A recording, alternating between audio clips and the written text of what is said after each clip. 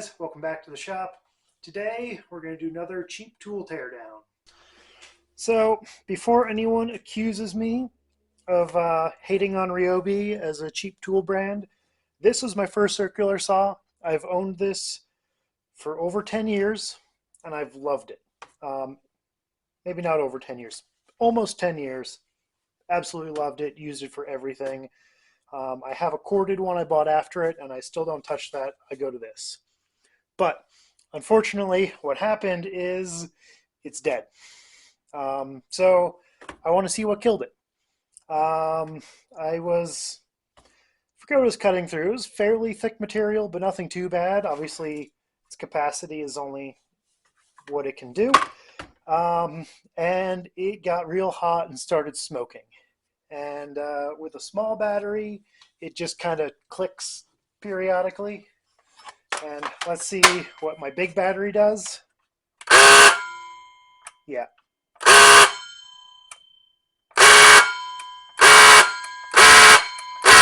And if I hold this long enough, I can smell it. It starts smoking.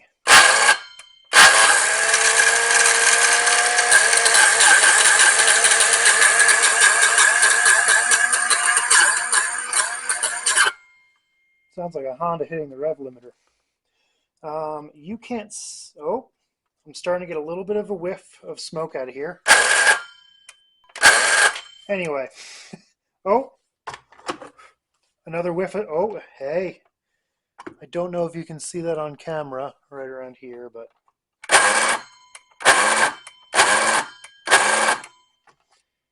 There's definitely some chemically smoke going on right here. So, can you even see that? Anywho, it's smoking. I'm taking the battery out of it. I'm in an enclosed space. Kind of. It's in a garage. We're going to take this apart and we are going to see what exactly is dead on this, and maybe I can fix it. I think this is a brush tool, so maybe I can just clean the brushes and then I'll have my saw again. So, first step, I'm going to take the blade off.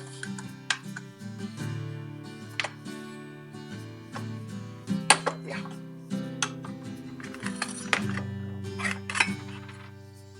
I think this might have been a Harbor Freight blade. I don't know. I use the crap out of it. Alright. Next step, I'm gonna just remove the platen.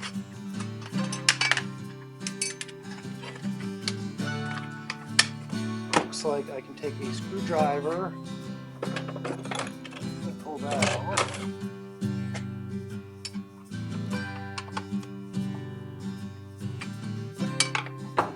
Wrench. I'm assuming it's metric, so 8mm. That looks like it'll be good.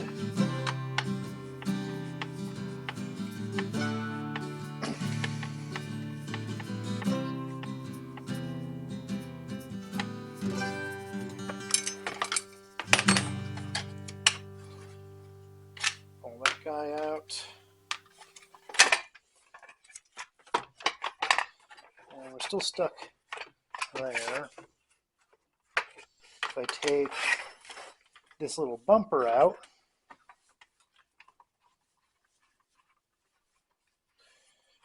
try not to block your view.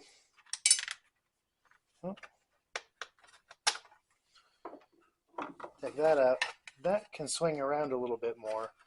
Then I can get that out and this off. So there's that. Well, I don't really need to take all that stuff off. I just need to get the platter off. We're going to pull all those screws and take a look at the motor. So pull this cover off and look at the motor.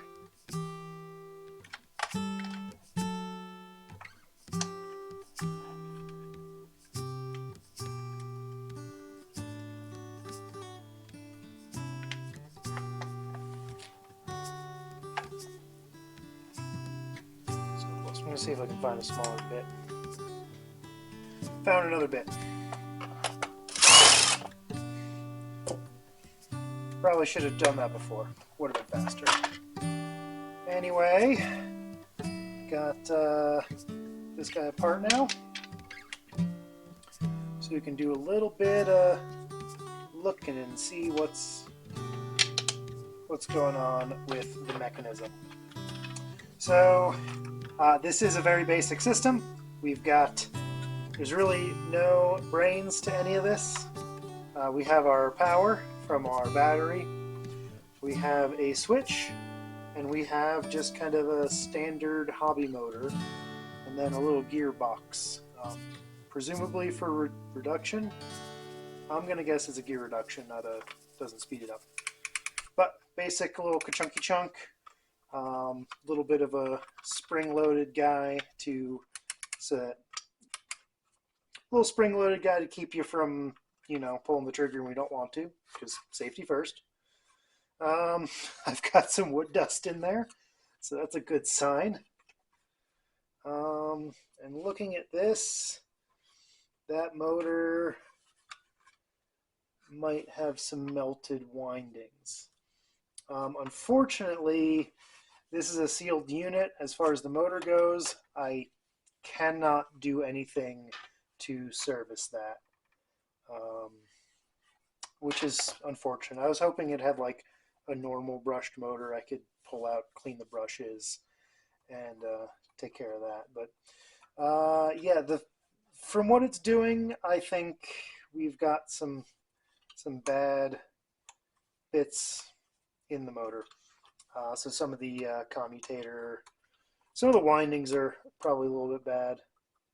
And I don't know if you can see in there, but as I turn it, some of these are normal looking and others are black, which does kind of indicate that something very bad has happened. So I'm thinking I severely melted this. I'm looking in there. It almost looks like, because I can see the magnets, it almost looks like a chunk has been taken out of a magnet. Maybe not. It's hard to say without fully dismantling it. But there's a good amount of sawdust that went in there. So, just on the off chance, I think I have some contact cleaner. I might just spray that out, spin it up, and maybe we'll see if it just works. All right, got our CRC contact cleaner.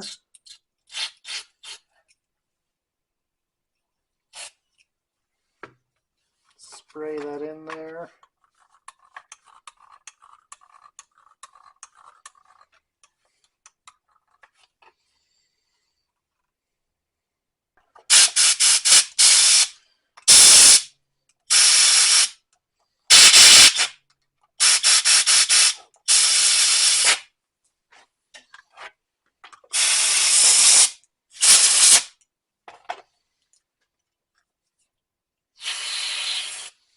A little more contact cleaner.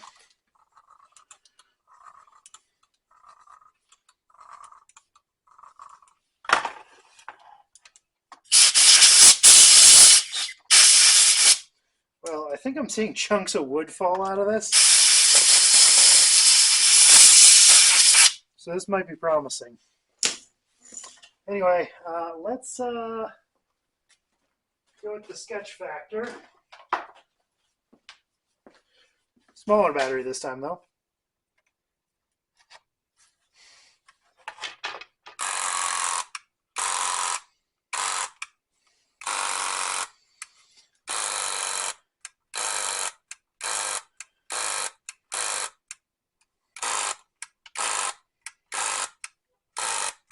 Yeah. Oop. She's dead. Maybe we'll just try the bigger battery to make sure. don't kill my battery.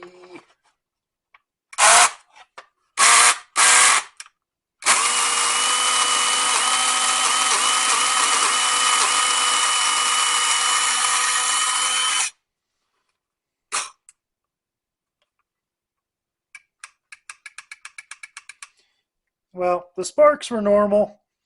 The smoke was not. And she appears to be a bit toasty. So, ooh, yeah, it's warm again.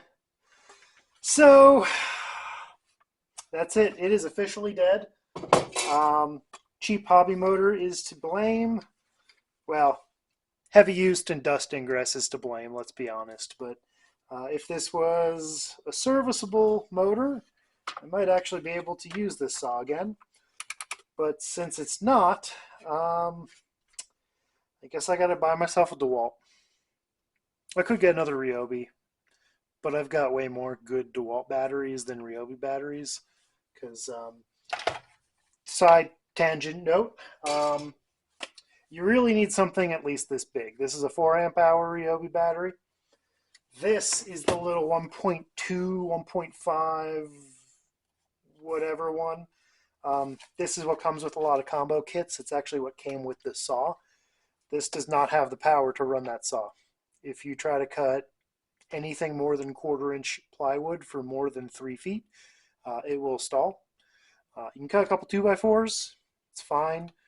But a long run of a sheet of plywood, and this guy just can't deliver the beans. This, on the other hand, which I got with my Ryobi Weed Whacker, which I highly recommend, this guy will cut all day. Well, it'll make several complete cuts, which is really all I ever need it for. Once I break it down, then I usually use the table saw. But yeah, I could probably go a little bit deeper into this, and we can look into the gearbox. But you're not seeing much. There's going to be a crown gear there, a little pinion there, and then it goes out here. It's just a whatever the ratio is, single gear set, and it changes direction because the motor wants to spin this way, and then the saw wants to spin this way. So yeah, there's really not much to do. We know the main innards of it. It's a very dumb tool. Not saying it's a bad tool, I just mean there's no brains to it. So I like dumb tools. They just work when you tell them to. So that is the inside of a Ryobi P504G saw. Yeah, there's really not a lot to it. And if you use it for some heavy use, you may kill it. But if you use it, you know, like a normal homeowner who uses a saw occasionally, it'll last you many years. Like I said, I've had this for probably close to about 10 years, and it's been great. So, again, not to disparage Ryobi, cheap tools happen. I think I got this in a combo kit with, it was this guy, a Sawzall, a drill driver, and a flashlight. I think it was like $200 many, many years ago. So, long time ago. So, yeah. It's sad, but this one's dead. So that's going to be it for today. Thanks a lot for watching, and I'll see you next time.